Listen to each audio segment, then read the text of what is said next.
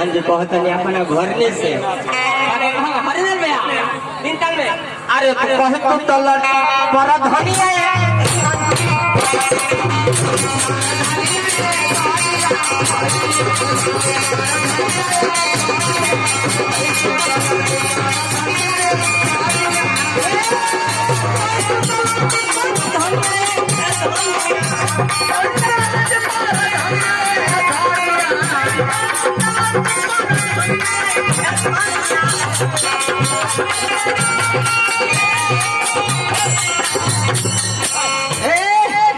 हरिंदर भैया तंता का है नहीं है ये खाने को बुझाता नहीं। अरे क्यों इतना पैसा दे दो नंबर दे मैंने प्रधान जी कहे पसंद बड़ी का तब अभियो बा अरे तो कहे तू तो लड़की पर धनिया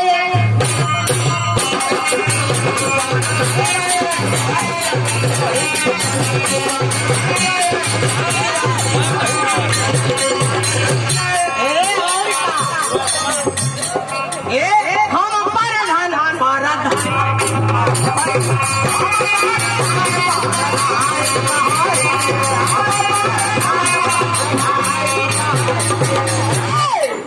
हम प्रधान से प्रधान कहे के काहे खातिर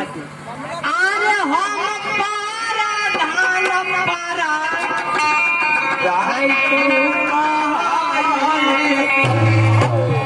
कौन पर लेके जाए ठीक है छोड़ देने वाले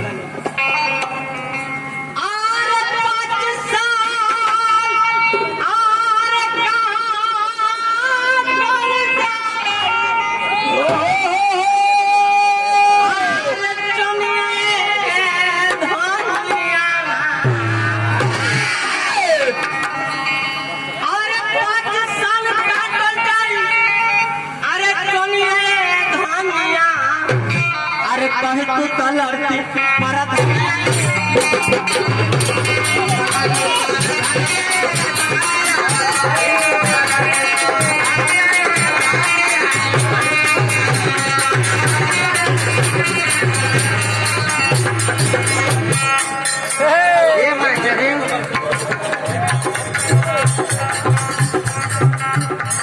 देखिए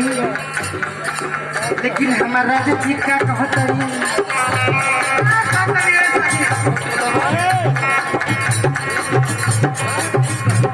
साझे से नाच देखे गैला बारात में भाई बड़ा है हरे अपन नेहा छोड़ी रात में अरे कदो निकलिया भितरिया में हो भितरिया में कदोनी देख तू आइलो का कैला मीठा मीठा बातें कम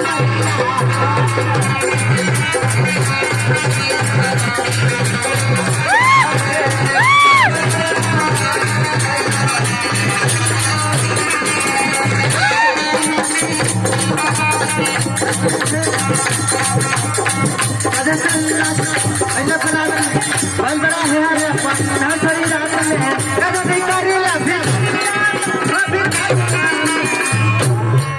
अरे कादोनी देख तू आइला का कैला